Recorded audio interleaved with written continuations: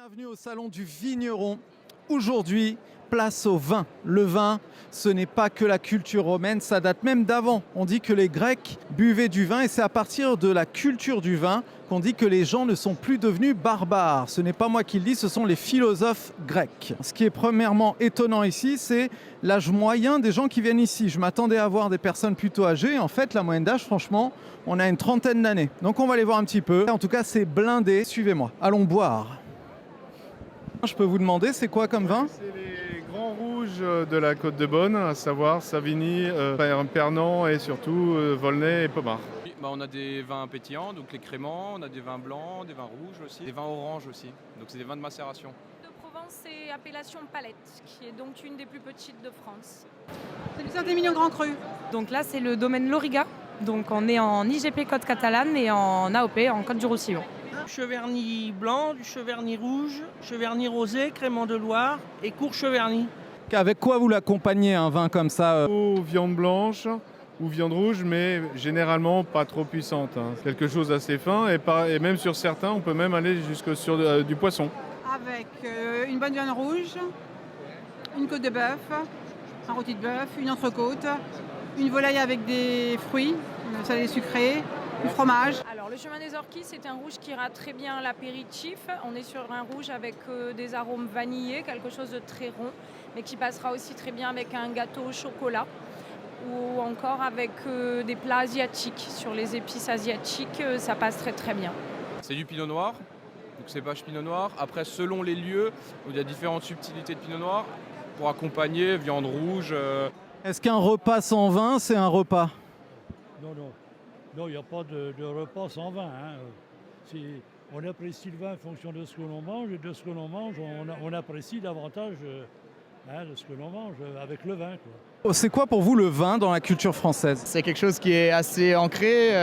Moi-même, je suis étranger, je ne suis pas français, et je suis venu me former dans le vin en France, dans le sud de la France. Donc, c'est un peu une sorte d'idéal parce qu'on se dit qu'il y a quand même une culture vin, une vie vin. Les gens, ils aiment ça, c'est familial, c'est amical. Donc, non, c'est très ancré. Et je pense que c'est une chance pour la France d'avoir une telle consécration autour d'un produit. C'est la culture française, un petit peu quand même, faut pas dire l'inverse. Et puis du plaisir pour le repas, etc.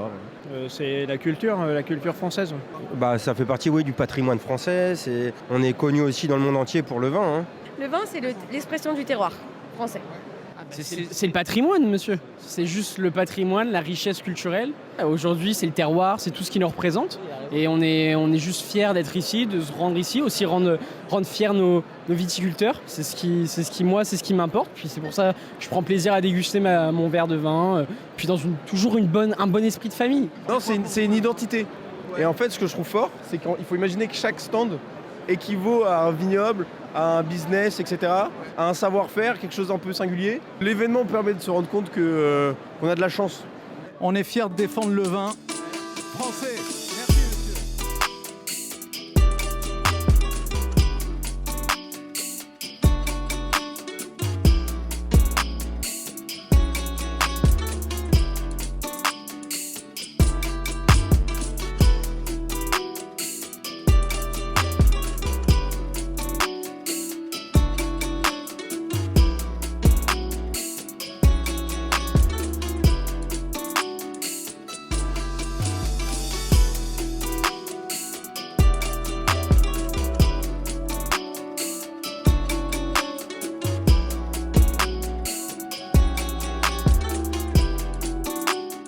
Bonjour, donc nous sommes aujourd'hui chez un caviste à Saint-Nom-la-Bretèche qui s'appelle... La Spirale des Vins.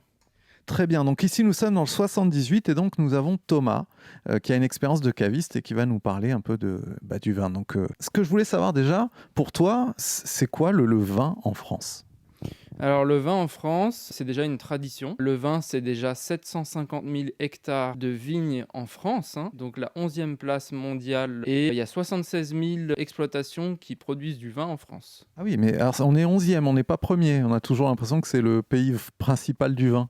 Alors en qualité, on est très très bien placé, on est dans le top mondial, mais en superficie, il y a des pays qui nous dépassent, comme l'Espagne par exemple. Quelle est l'histoire, dans quelques mots, du vin ?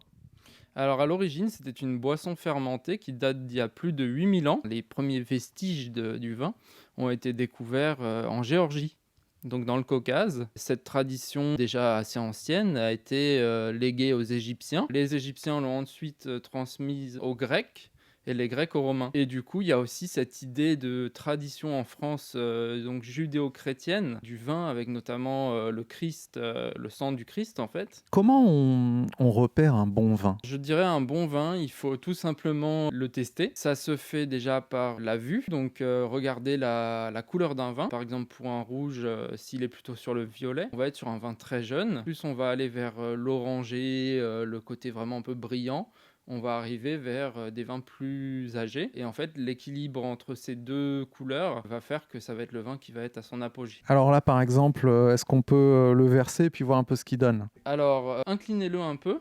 Voilà, on va... Alors déjà, à la couleur, vous pouvez voir que on est sur des reflets un peu grenat. Vous avez une indication sur la bouteille toute simple qui vous permet aussi de vous repérer, c'est le millésime, donc la date en gros de fabrication. La date, elle date 2020. C'est assez jeune, hein. Certains vins, en fonction du cépage, vont être selon des couleurs différentes. Mais la couleur ne veut pas dire que c'est pas jeune. Puisque là, 2020, clairement, c'est un vin jeune. Mais ce qui est le plus intéressant ici, c'est pas tant ça, c'est plutôt ce qu'on appelle la densité du vin. C'est l'épaisseur, la viscosité du produit. Comme il est jeune, il y a quand même ce côté limpide et fluide. On parle d'un bon vin quand l'équilibre global est là, c'est-à-dire entre l'alcool, l'acidité, les tanins. Les tanins sont donc des matières issues du raisin qui vont un peu attacher sur le palais. D'accord. Et ensuite, donc, c'est l'odorat, évidemment, pour le vin, c'est ça? Alors, voilà, on le sent. Donc là, par exemple, c'est quoi votre impression, honnêtement? C'est un vin qui va juste avec les arômes, là, qui est assez austère, qui va avoir des arômes de réglisse, des choses comme ça. Pour un rouge, comment on peut l'accompagner? C'est quoi vos conseils? Il y a 3 catégories de rouge pour faire en gros quoi. Le rouge léger, le rouge corpulent, l'intermédiaire. Donc pour le rouge léger, on peut très bien accompagner un poulet en fricassé avec des girolles ou des champignons de Paris si on a. Ça va bien se marier puisque c'est le côté fluide, fruité du vin, ça va s'accorder avec le plat. Il n'y a pas trop de caractère en termes de puissance d'arôme. Pour le rouge intermédiaire, associé à une terrine tout simplement, une terrine de campagne avec les amis, en apéro. Pour un rouge tannique, moi je suis partisan du plus simple et le meilleur. C'est-à-dire une bonne viande, quelque chose de brut. Pourquoi vous aimez le vin?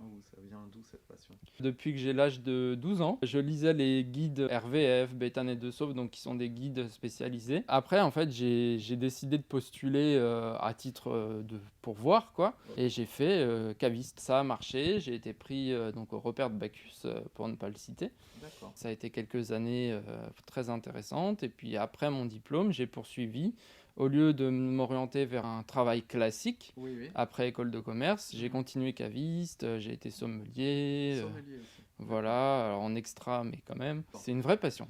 Ouais, qu'est-ce qui dans le vin vraiment, qu'est-ce qui vous plaît? C'est cette subtilité des arômes vraiment fins, le prestige de maisons reconnues, un travail de la tradition, du terroir, parce que je suis très attaché à la nature. Les vins travaillés naturellement, c'est une grande passion globale sur plein de points différents. D'accord. Qu'est-ce que vous recommandez comme vin vraiment pour des novices comme moi? Alors ça dépend, vous recherchez un vin prestigieux à mettre en cave ou voilà. vous pouvez aller sur un très bon Bourgogne comme un Puligny-Montrachet premier cru en blanc. Ça coûte combien ça? Ça va de 70 à 150 € en moyenne. Et en rouge, dans les Côtes-du-Rhône Sud, il y a le château de Beaucastel ou même le château Rayas. Et là, vous avez des vins corpulents avec beaucoup d'expression, beaucoup d'arômes. C'est très sympa. J'aime beaucoup, moi, les vins d'Amérique du Sud. Oui. Chili, je vois beaucoup des vins chiliens. Qu'est-ce que vous pouvez dire sur ces vins d'Amérique du Sud? Parce qu'on en a de plus en plus, je trouve, en France. Ce sont les bons compagnons des viandes, encore une fois. Des vins très puissants, avec beaucoup de corpulence. D'accord. Bon. Eh bah super, bah écoutez, on va se boire un petit vin et puis voilà. Oui, très bien. Allez, c'est parti. Allons-y. Merci Thomas. Merci à vous.